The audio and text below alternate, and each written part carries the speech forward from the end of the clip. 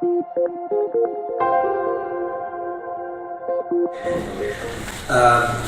nakon nastupa mladog Roka Kijevića i Kiksa voditelja slijede glazbeni nastupi studenta stomatološkog fakulteta. Među prvima su i Gabriela Jelenić, studentica 4. godine, i Dario Novak, student 6. godine, koji će nam izvesti jedan klasični šlager Strangers in the Night.